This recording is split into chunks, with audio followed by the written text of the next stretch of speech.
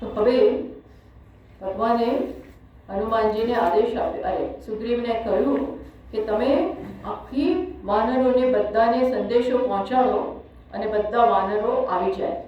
મેં કહ્યું ને એ પ્રમાણે વાનરોની કોઈ જરૂર જ નથી, છતાંય ભગવાન એમને મહત્તા આપે છે અને આખી સેના તૈયાર થાય છે અને ભગવાન પ્રસ્થાન કરે છે. લક્ષ્મણજી, રામ, હનુમાનજી અને આખી વાનરોની સેના, આ મહાપ્રસ્થાન થઈ રહ્યું છે. એટલે બધા આગળ વધ્યા અને બધાનો ઉત્સાહ છે. રામે બધાના તરફ એક નજર કરી લીધી, બધા જેવા આખી સેના તૈયાર થઈ અને ભગવાન એમના તરફ એક નજર કરી. એ નજર કરીને એમાં જ સમજી લેવાનું કે બધાની સદગતિ થવાની છે. માત્ર એમની દ્રષ્ટિથી એટલે જ એમણે જોયું બધાની સામે, એ બધાની સદગતિ થઈ ગઈ. જેમ કૃષ્ણ ભગવાન પણ કૌરવો સાથેનું જે યુદ્ધ થયું, પાંડવો અને કૌરવોનું, ત્યારે ભગવાને બધા તરફ નજર કરી, કૃષ્ણ ભગવાન. તો બધા, ઇવન કૌરવોની પણ એકોએકની સદગતિ થઈ ગઈ. ટૂંકમાં ભગવાન હવે આ સેના લઈ અને આગળ વધે છે. એકોએકમાં ઉત્સાહ છે. કોઈ પણ કાર્ય આપણે કરતા હોઈએ ત્યારે જો ઉત્સાહ હોય ને તો સમજી લો આપણા મનમાં ઉત્સાહ, આપણા તનમાં ઉત્સાહ, આપણી ક્રિયામાં ઉત્સાહ, કંઈક કરવાની એક ખમીર આપણામાંથી નીકળે તો સમજવું એ કાર્ય ખૂબ સુંદર થવાનું. તો આ બધાનામાં એટલો ઉત્સાહ છે. કોઈક ઉપર ચાલે છે, કોઈક, આ તો બધા વાનર ને એટલે કૂદી શકે, કૂદે છે, કોઈક નીચે ચાલે છે. તુલસીદાસજી કે છે આ કેટલા હતા એ કોઈ કહી જ શકે એમ નથી અને કહેવાનો કોઈ પ્રયત્ન કરવો નહીં, એટલા વાનરો આવે છે અને બધા પોતપોતાની સાથે પહાડ અને વૃક્ષો આ બધું લઈ લે છે. આ એમના શસ્ત્રો, આ બધા એમના શસ્ત્રો. દૂરથી ફેંકવાનું હોય તો પહાડ ફેંકે, નજીક જઈને ફેંકવાનું હોય તો વૃક્ષો, અને પછી એમના નખ છે અને આ બધું છે એ પ્રમાણે બધા આવા શસ્ત્રો સાથે ઉત્સાહથી ભગવાનની સાથે આ બધા જોડાઈ ગયા. પછી આપણને કહ્યું કે આખી આમ પૃથ્વી ડોલવા લાગી. એ લોકોના ચાલવાના એ બધાના પ્રહારથી એકદમ જ બધું ડોલવા લાગ્યું. બસ આ પ્રમાણે એવી વિધિ જાય કૃપાનિધિ ઉતરે સાગર તીર, સાગરના તીરે આવી ગયા, પહોંચી ગયા છે. હવે બીજો પ્રશ્ન ઊભો થયો, અહીં સુધી તો પહોંચી ગયા પણ હવે સમુદ્રને કેવી રીતે ક્રોસ કરવો? આ તો કોઈ હનુમાનજી તો છે નહીં, આ બધા કે ઉડી શકે, કોઈ કરતા કોઈ સાગર આખો કૂદી શકે એમ તો છે નહીં. એક હનુમાનજી કૂદી જાય પણ બીજાનું શું? બધા અહીંયા આવી ગયા એટલે હવે આ પ્રશ્ન છે. બધા ત્યાં જઈને ફળ ફૂલ બધું ખાવા માંડ્યા. પછી આ બાજુ પછી છે ને તુલસીદાસજી જ્યારે એક પ્રસંગ છોડી, એક પાર્ટીને છોડી અને બીજાની વાત કરવા માંગતા હોય ત્યારે હંમેશા શું લખે? ઉહા નિશાચર રહી સશંકા. ઉહા, ઉહા એટલે પેલી બાજુ, પેલી બાજુ એટલે લંકામાં. હવે ઉહા કહીને ત્યાં એમ વાત કરે છે અને અહીંયા એટલે તુલસીદાસજી છે ને હંમેશા ભગવાન અને ભક્તોના પક્ષમાં હોય. એટલે એ આ બાજુ અને એ પેલા લોકો શત્રુ કે રાક્ષસો જે બાજુ છે એના માટે શું લખે? એ ત્યાં નથી, એ આ બાજુ છે. તુલસીદાસ આ લોકોની સાથે છે એટલે લખે છે ઉહા એટલે પેલી બાજુ. નિશાચરો બધા હવે એકદમ શંકિત છે. કેમ? કારણ કે હવે એને ખ્યાલ આવી ગયો છે કે આ ગમે ત્યારે આ એક વાનર આવી અને અહીંયા આટલો બધો તરખાટ મચાવી ગયો તો પછી જેનો આ દૂત છે, જેનો આ દૂત છે એ લોકો આવશે તો શુંનું શું થશે? હજી એ લોકો લંકાને જે રીતે હનુમાનજીને આખી બાળી, એક જ વ્યક્તિ, એક જ વાનરે જે રીતે લંકાને આખી બાળી હતી એની અસરમાંથી હજી કોઈ બહાર જ નથી નીકળ્યા. એટલે બધા ગભરાય છે કે હવે આ જેનો દૂત છે એ આવશે તો આપણું શું થશે? એટલે હવે બધા બહુ સંકિત છે અને બધા બહાર તો કોઈ કંઈ બોલી નથી શકતું કારણ કે રાવણના બધે જાસૂસ બધે ફેલાયેલા છે એટલે બહાર ના બોલી શકે. પણ અંદર જઈને બધા ગભરાય છે. ઘરમાં જઈ અને બધા જ લોકો પણ જેવી રીતે રાવણના દૂતો બધે ફરે છે ને જાસૂસ, એવી રીતે મંદોદરીની પણ જાસૂસો હોય. મંદોદરી કહેવાય છે, આમાં નથી કહ્યું પણ છે મંદોદરી ખાસું પોલિટિક્સમાં એટલે રાજકાજમાં બી બહુ ધ્યાન આપતી હતી અને કંઈક મોટા મુદ્દા પણ સંભાળતી હશે મંદોદરી. એટલે એની બધી જે રાણી હોય મેઇન મુખ્ય, એની ઘણી બધી જાસૂસો હોય. એટલે એને બધા સમાચાર મળે છે અને બધા સમાચાર આવીને એ મંદોદરીને આપે છે. તો મંદોદરીને ખબર પડી ગઈ. અધિક મંદોદ દૂતીને સન સુની પુરજન બાની, દૂતીઓ પાસેથી એની બધી જાસૂસો હોય ને, આ બધા મહેલમાં બધું બહુ જ ચાલતું હોય. એના કેટલાય જાસૂસો અને નોકર, એની દાસીઓ ને આ બધી અંદર બધી વાતો થતી હોય. તો બધી દાસીઓએ મંદોદરીને આવીને બધી નગરમાં જે વાત ચાલે છે એ બધી કહી. એ સાંભળી અને મંદોદરી એકદમ વ્યાકુળ થઈ જાય છે. તો અહીંથી આપણે આ થઈ ગયું છે ને 36 સુધી. ઓકે, તો એને ખ્યાલ આવી ગયો કે કંત કરશ હરિસન પરિહરહુ, કે જે રાવણ પાસે જાય છે અને એટલા સરસ નીતિમય વાણીમાં રાવણને કહે છે કે તમે આ જે કરી રહ્યા છો ને એ બહુ જ ખોટું કરી રહ્યા છો. એની સૌથી મોટી પટરાણી છે, પ્રિય છે, એટલે એને બધું કહેવાનો હક છે. એટલે કહે છે, સમજાવે છે. રાવણને આ રીતે કેટલી બધી સલાહો મળી, મારીચ પાસેથી મળી. પછી આપણે હવે જોઈશું વિભીષણ કહેશે. અને આ બધા આમ ટોટલ જોવા જાય તો એવું કહેવાય છે 19 જગ્યાએથી એને સલાહો મળી મોટી કે તમે આ ન કરો. કંત કરશું હરિસન પર, તમે કોની સાથે વૈર બાંધો છો? તો મારી વાત માનીને કાને ધરો. પછી એ કહે છે સીતા જે છે ને એ તમારા કુળનો નાશ કરશે. આ નાશ કરવા માટે આવે છે. અને એ એવું થશે ને, જો એકવાર આ સેના આવી જશે, સુનહુ નાથ સીતા વિનોદીને, સીતાજીને પાછી આપ્યા વગર હિતને તુમ્હાર શંભુ અચૂકીને, શિવજી કે બ્રહ્માજી કે કોઈ કરતા કોઈ તમારું હિત નહીં કરી શકે. ભગવાન તો કોઈ હિત નહીં કરી શકે. આ તો તમારે જાનકીજીને પાછા આપવા જ પડશે.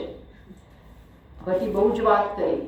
પણ હવે રાવણ આ બધું સાંભળીને હસે છે. અભિમાની છે ને, અભિમાનનું પૂતળું છે. 10 માથામાં અભિમાન ભરેલું છે. એટલે વાત ઉડાડી દીધી અને એકદમ હસે છે અને કહે છે સ્ત્રીઓનો સ્વભાવ જ ડરપોક હોય છે. સ્ત્રી હંમેશા ડરપોક સ્વભાવની જ હોય. અને ખરેખર મંગલ મહુ ભય મન અતિ કાચ, કે ખરેખર મંગળ થવાનું હોય તો પણ ડરે છે.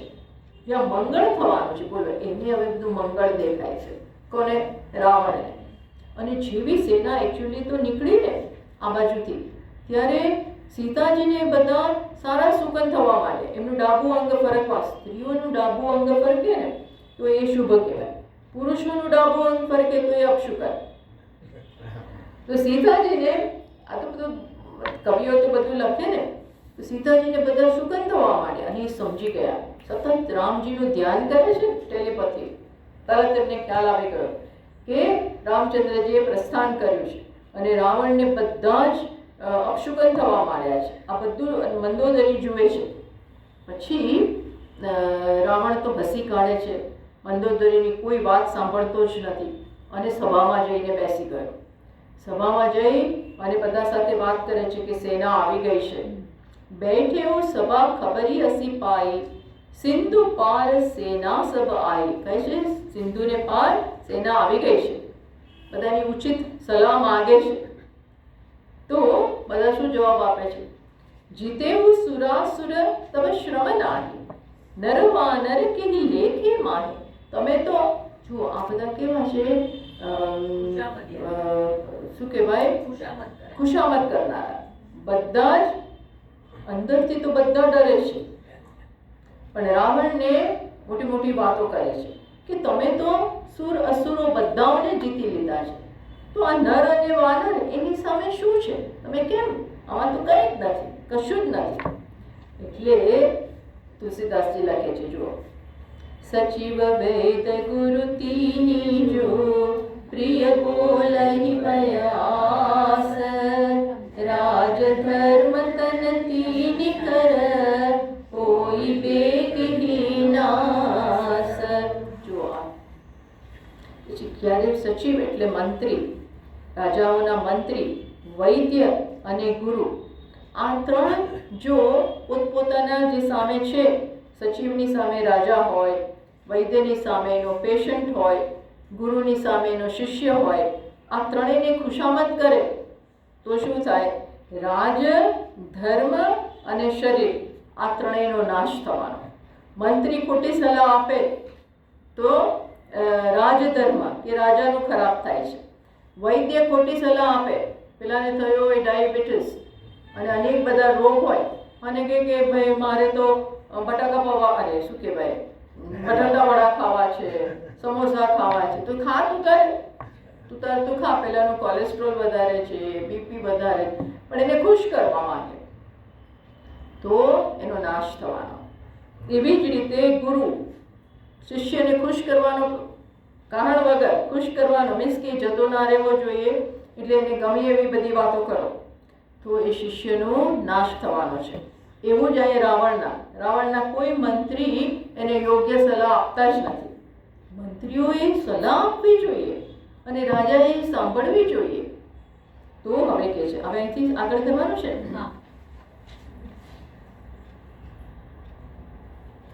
સોઈ રાવણ કહું બની સહાય સ્તુતિ કરહી સુનાઈ અવસર જાની વિભીષણ આવા ભ્રાતા ચરણ શીશ તેરી નાવા પુનિ સિરુનાઈ બેઠ નિજ આસન બોલા વચન પાઈ અનુશાસન જો કૃપાલ પૂછહી મોહી માતા મતિ અનુરૂપ કહું હિત તાતા જો આપન ચાહે કલ્યાણા સુજ સુસુમતિ શુભ ગતિ સુખ નાના સો પર નારી વિલાર ગોસાઈ તજ ઉચૌતિ કે ચંદ કિનાઈ 14 ભુવન એકપતિ હોઈ ભૂત દ્રોહ તિષ્ઠઈ નહીં સોઈ ગુણ સાગર નાગર નર જો અલપ લોભ ભલ કહી ન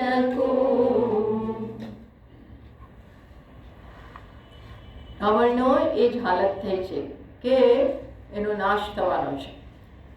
બધા મંત્રી અસ્તુતિ કરહી સુનાઈ, બધા એની સ્તુતિ કરે છે કે તમારે ડરવાની કોઈ જરૂર જ નથી, ભલે ને આવા આવતા, તમારા માટે તો બનાવા હાથનો ખેલ છે આ બધો. એ જ વખતે કોણ આવ્યું ત્યાં? વિભીષણ આવ્યા અને ભ્રાતા ચરણ શીશુ તેની પોતાના ભાઈના, મોટો ભાઈ છે ને, એટલે એના પગે પોતાનું મસ્તક મૂકે છે અને પછી આસન ઉપર બેસી જાય છે, પછી બોલે છે. આ બધું ચાલે છે, આખી બધા સલાહો આપે છે. તો એમાં એ પણ રાવણની આજ્ઞા માંગીને પછી પોતાનો મત પણ રજૂ કરે છે. જો કૃપાલુ પૂછહી મોહી બાતા મતિ અનુરૂપ કહું હિત તાતા. જો તમે મને અનુજ્ઞા આપતા હો તો હું તમારા હિતની એક વાત કરું. તો શું કહે છે? કેટલી સરસ વાત કરે છે. જો આપન ચાહે કલ્યાણા, જો તમે તમારું કલ્યાણ ઈચ્છતા હો, નાના પ્રકારના જુદા જુદી પ્રકારના સુખની ઈચ્છા કરતા હો, તો તમે આ જે કર્યું છે પરનારી, પરનારી લીલાર ગોસાએ.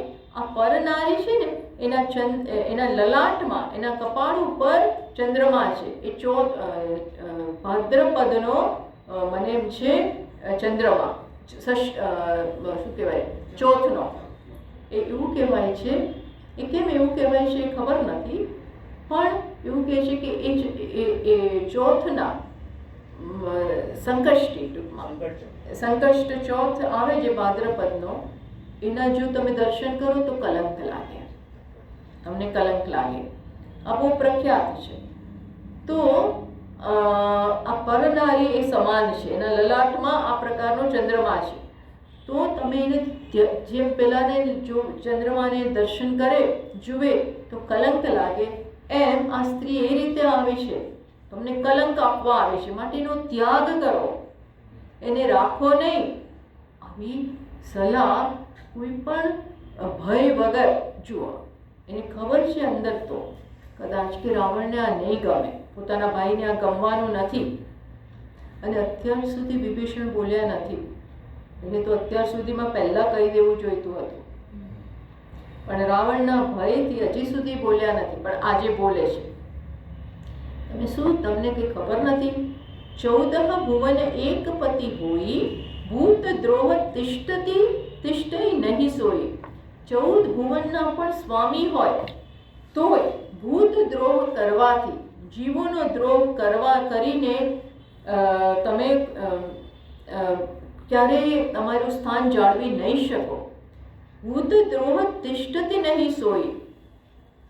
બધા જ ગુણ હોય તો પણ આ વસ્તુ તમે કોઈ રીતે સહન નહીં કરી શકો, આજે કરી રહ્યા છો. એટલા માટે મહેરબાની કરી અને આ પર સ્ત્રીનો ત્યાગ કરો. પછી વિભીષણજી બહુ સરસ સલાહ આપે છે.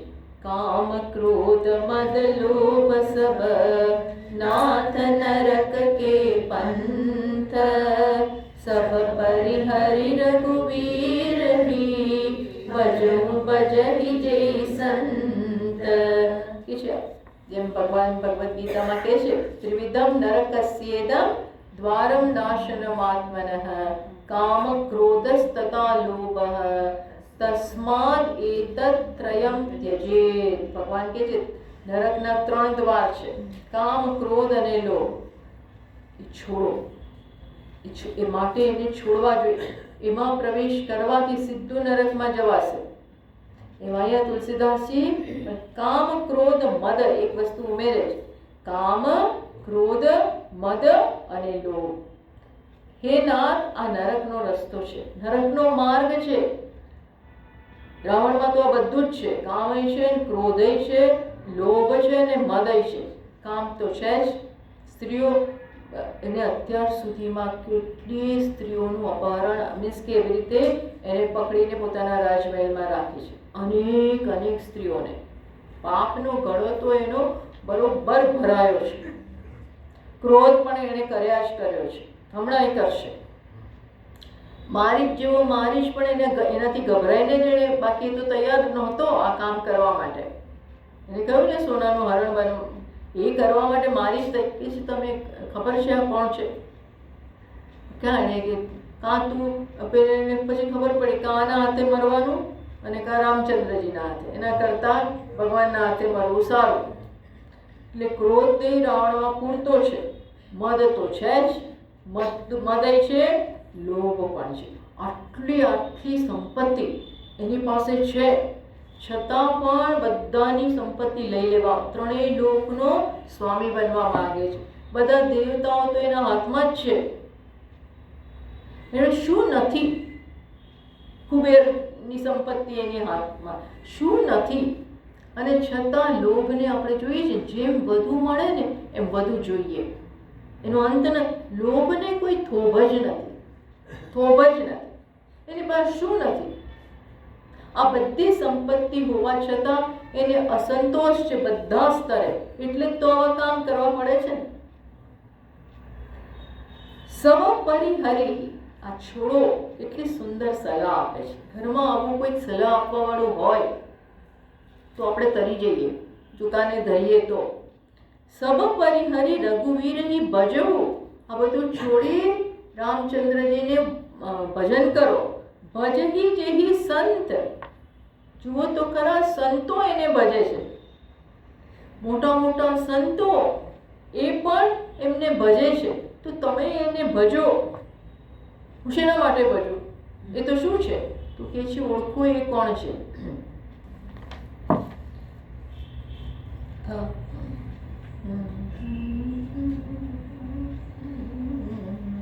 तात राम नहीं नर भूपाला, भुवनेश्वर कालहु कर काला, ब्रह्म अनामय अज भगवंता, व्यापक अजित अनादि अनंता. હે तात, પિતાને કહે છે, હે तात, રામ કોઈ સામાન્ય રાજા નથી. ભુવનેશ્વર કાલહુ કર કાલા, જગતના સ્વામી છે, સમસ્ત લોકના સ્વામી છે અને કાળનાય કાળ છે. ઈશાનમ ભૂત ભવ્યસ્ય, કઠોપનિષદ કહે છે ને તત્વ શું છે? ઈશાનમ ભૂત ભવ્યસ્ય, ભૂતકાળ, ભવિષ્યકાળ, વર્તમાન કાળ, આ બધાય કાળનાય કાળ. કાળથી કોઈ બચી ના શકે, પણ કાળનો એક કાળ છે. કાળનું નિયંત્રણ કરનાર, શાસન કરનાર કોઈ છે અને આ રામ છે. કોણ છે? સાક્ષાત બ્રહ્મ, અનામય, અજ, ભગવંતા. ભગવાન કોને કહેવાય? જેનામાં 6 ઐશ્વર્ય હોય. ભગ, કયા ભગ? તો કે સંપૂર્ણ ઐશ્વર્ય, યશ, શ્રી, ધર્મ, વૈરાગ્ય.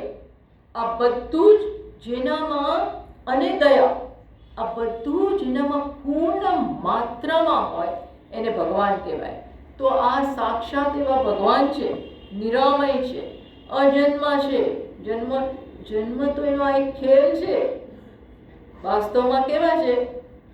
અજોપી સન્ન વ્યયાત્મા, ભૂતાનામ ઈશ્વરોપી સન, પ્રકૃતિમ સ્વામ અધિષ્ઠાય, સંભવામી આત્મમાયયા. હું અજ હોવા છતાં પણ, અજન્મ હોવા છતાં પણ જન્મું છું. લોકોનું કલ્યાણ કરવા કહેશે. હું મારી માયાને મારા વશમાં રાખી જન્મ લઉં છું. શેના માટે?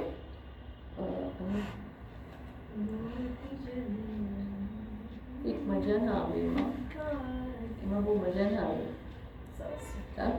ગોદ્વિજ તેનો દેવ હિતકારી, કૃપા સિંધુ માનુષ તનુ ધારી, જનરંજન ભંજન ખલ પ્રાતા, વેદ ધર્મ રક્ષક સુનો ભ્રાતા, તાહિ બરુ તજિનાય માથા, પ્रणतारति पंजन रघुनाथा, देहुनाथ प्रभु कहु वैदेही, भजहु राम बिनु हेतु सनेही. આ કોણ છે? શેના માટે આવ્યા છે? જન્મ અહીંયા આવવાની કોઈ જરૂર જ નથી, પણ એક મિશન, એક ધ્યેય લઈને એક ચોક્કસ કાર્ય કરવા માટે જ આવ્યા છે. આપણી જેમ કર્મનું ફળ ભોગવવા માટે આપણે તો અવશ્યતયા મનુષ્યનો જન્મ થાય છે. અવશ્યતયા નથી આવતા. ન જન્મવું હોય તોય જન્મવું જ પડે, પાપ અને પુણ્ય માટે. જ્યારે ભગવાન તો શેના માટે?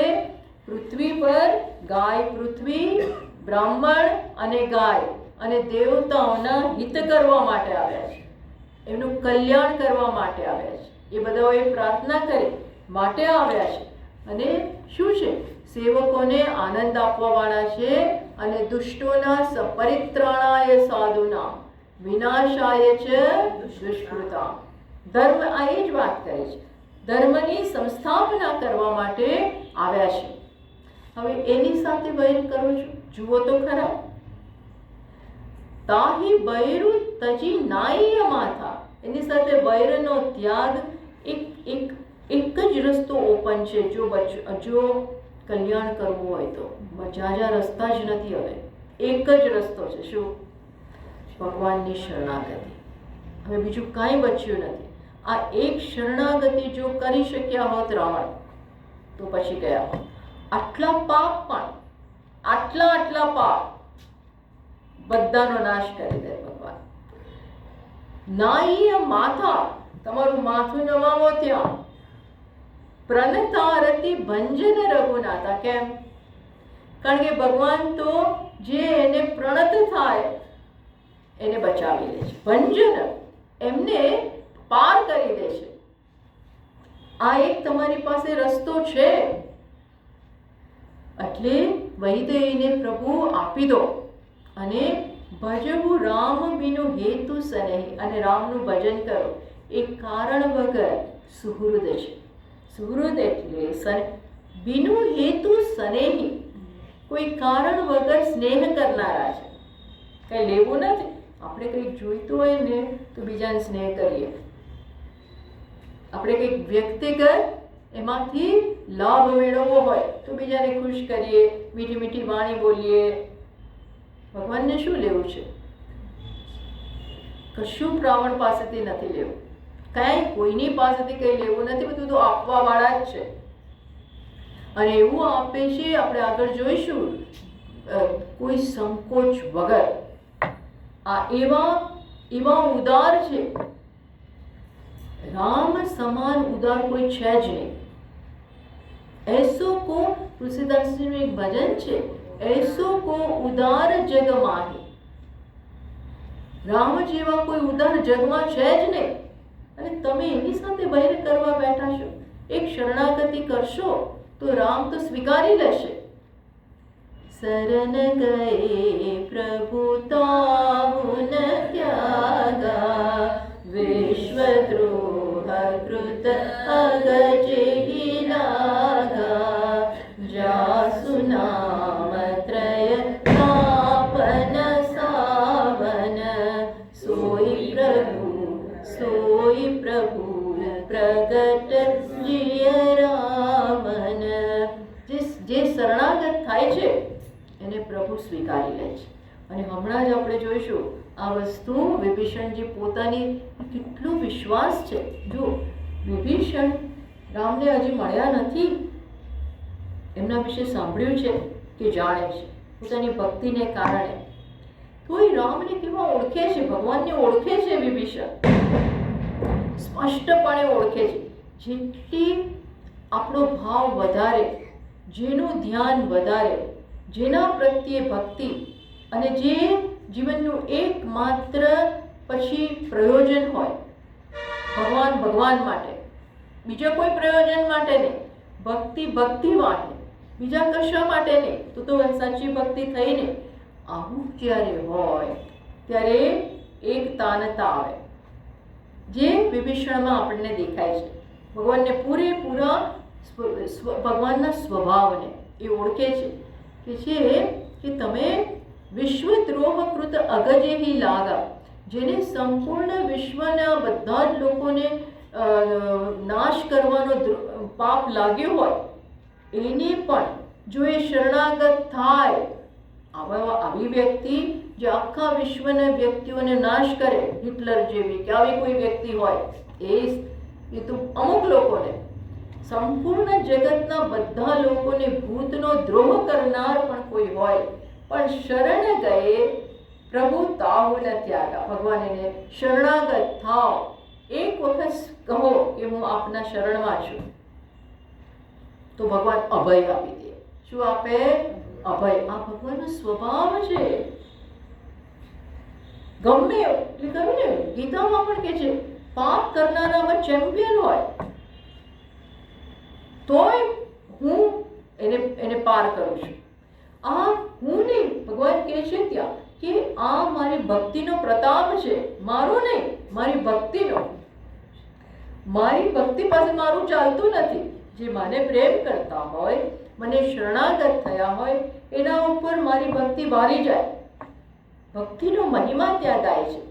એમ અહીંયા પણ કે છે જાસુ નામ ત્રય તાપ નસાય, જેનું નામ માત્ર ત્રણેય તાપને, આધ્યાત્મિક, આદિ ભૌતિક, આદિ દૈવિક ત્રણેય સ્તરોથી તાપ આવે છે. આદિ દૈવિક સ્તરેથી તાપ આવે, ધરતીકંપ થાય, વાવાઝોડા થાય, તમારા ઘર પડી જાય, તમારી સંપત્તિ નાશ પામે, આવું થાય. દૈવિક સ્તરે પણ થાય જ છે ને, ઘણી વાર આપણે જોતા હોય છે. એટલી પૂર આવે, લોકોના આખા ઘરના ઘર ખલાસ થઈ જાય, ફર્નિચર ખલાસ થઈ જાય. તો આદિ દૈવિક તાપ પણ જેના નામથી જતા રહે. આદિ ભૌતિક સ્તરે આજુબાજુથી ભૂતોમાંથી આવતા તાપ પણ જાસુ નામ ત્રય તાપ નસાવન. આધ્યાત્મિક સ્તરેથી પણ જે તાપ, જે રોગ, જે મુશ્કેલીઓ જન્મતી હોય, એ બધાનો નાશ કરનાર શું છે? રામનું નામ. નામ માત્રમાં આ શક્તિ છે. એ જ ભગવાન.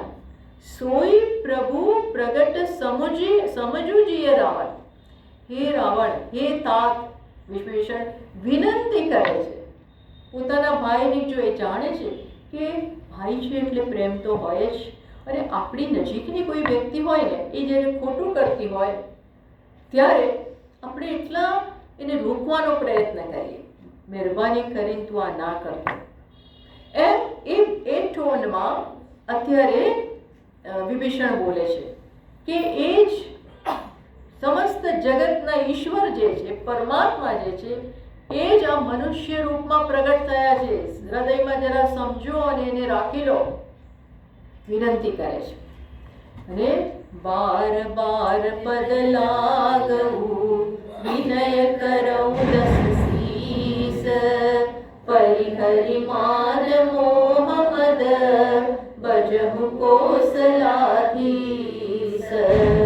मुनि पुलस्ति निज शिष्य सन, कहि पठई यह बात, तुरत सुमय प्रभु सन कही, पाई सुअवसर तात.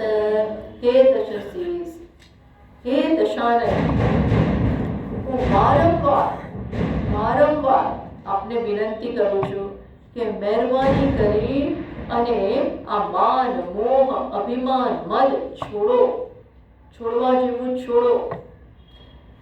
અને કૌશલપતિ ભજવું, કૌશલાધીશનું ભજન કરો. પણ આ એવું પકડે આપણને, માન, મોહ, મદ, અભિમાન, આ એવા ગ્રાહ છે. જો એની પકડમાં આવી ગયા તો એ છોડતા નથી, સિવાય કે એકવાર અંદરથી, હે ભગવાન, મને આમાંથી છોડાવો, હું તારી શરણમાં છું. એવો નિશ્ચય કે હું, એવું રિયલાઇઝેશન જો થાય કે હું ખોટા માર્ગે છું, મને બચવું છે, મારે પાર થવું છે, તો રસ્તો નીકળે. પણ આ તો એને પકડવા તમને ગમતું હોય એની પકડમાં રહેવું અત્યારે છે રાવણને. પછી આ પણ કે છે, મુનિ પુલસ્તે નિજ શિષ્ય સન કહી પઠહી યહ બાત.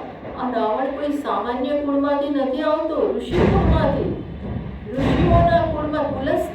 પુલસ્ત્ય ઋષિના કુળમાંથી આવે છે. અને એમણે, એ ઋષિએ પોતાના શિષ્ય સાથે આ વાત કેવડાવી છે. વિભીષણ એવું કહે છે કે એમનું પણ આ સલાહ છે, એમની પણ આ સલાહ છે, અને માટે હું તમને આ અવસર મળ્યો છે તો એમની આ સલાહ એ હું તમને કહું છું. આમ વાત કરી. હવે જુઓ,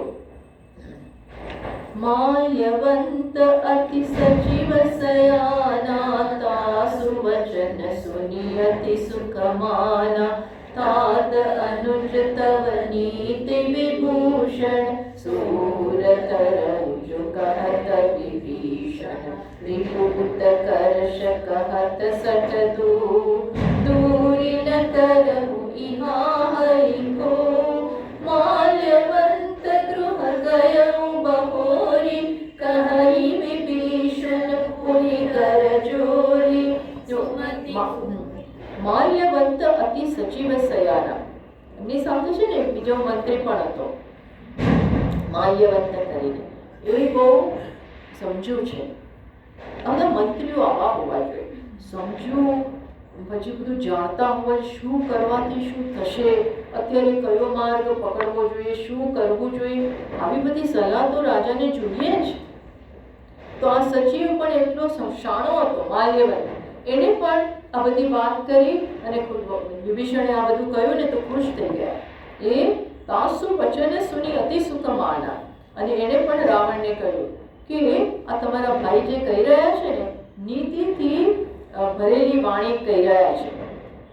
તવ નીતિ વિભૂષણ, બહુ સુંદર એની નીતિથી ભરેલી નીતિ ધારણ કરનાર છે. એટલે એ જે કહે છે ને એ ધ્યાનમાં લો. આ એક મંત્રીએ કહ્યું.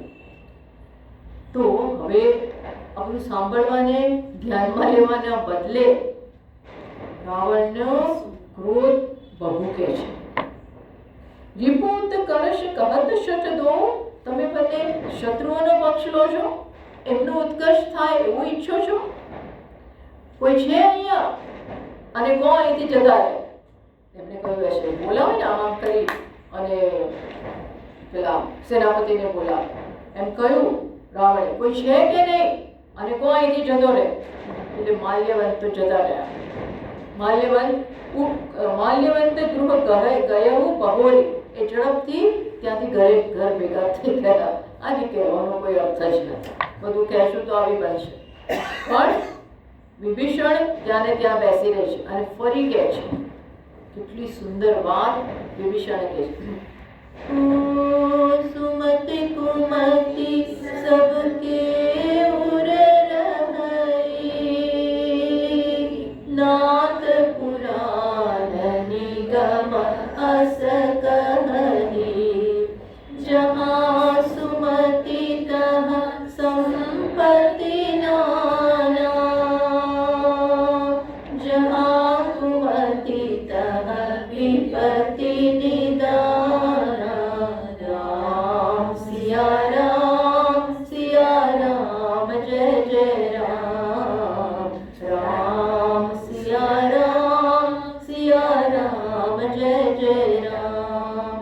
ઓ તવ પુર કુમતિ બસી વિપરીતા,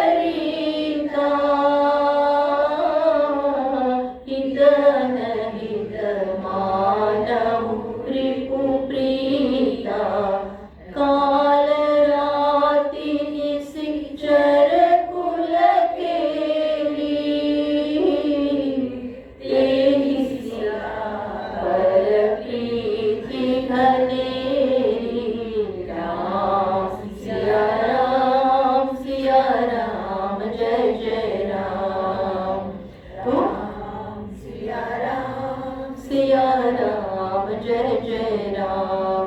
પછી વિભીષણ બહુ સરસ કહે છે, જે સુમતિ કુમતિ, સારા વિચારો, સારી બુદ્ધિ, અને સાથે સાથે બુદ્ધિમાં થોડા બધા શત્રુઓ, કામ, ક્રોધ, લોભ, આ બધું બી રહેલું હોય છે. આ શાસ્ત્રો કહે છે કે દરેકના હૃદયમાં બંને છે. દરેકના હૃદયમાં પાંડવો પણ છે, કૌરવો પણ છે, રાવણ પણ છે, અને થોડા થોડા અંશ રામના પણ છે, થોડા થોડા અંશ. અને જહાં સુમતિ, આ પ્રિન્સિપલ સિદ્ધાંત કહે છે કે જહાં સુમતિ તહ સંપત્તિ નાના, ત્યાં અનેક પ્રકારનું કલ્યાણ, અનેક પ્રકારની સિદ્ધિઓ આવે જ, આંતરિક કે બાહ્ય આવે જ.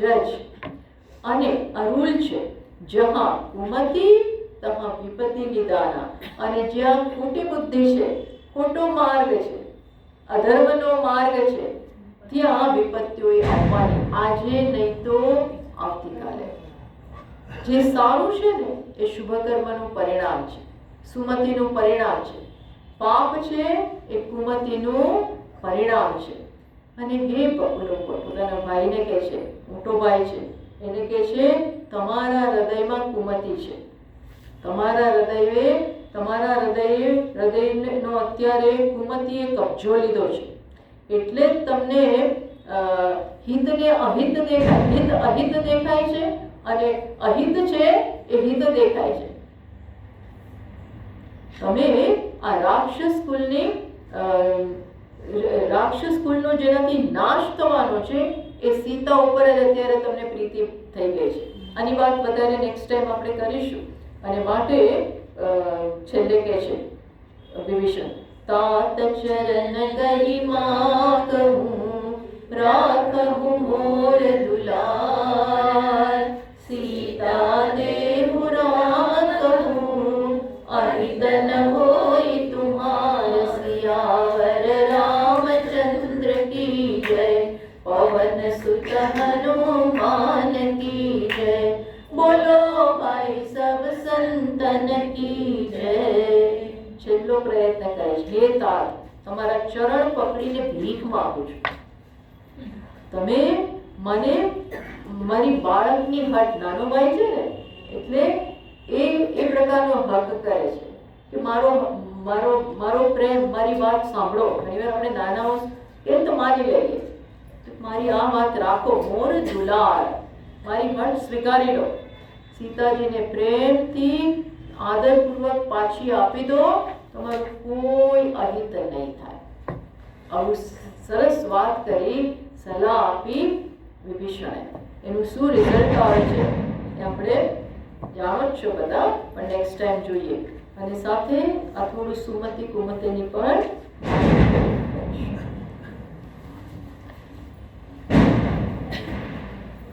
श्रीमद् रामचरित्रमानसमिदं भक्त्यावगाहन्ति ते संसारपतङ्गपूरकिरणैः दह्यन्ति नो मानवाः.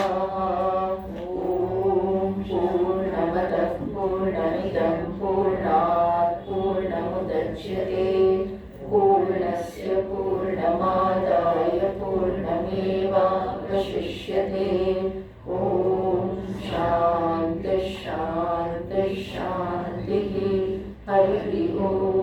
श्री गुरुभ्यो नमः. हरिः ॐ.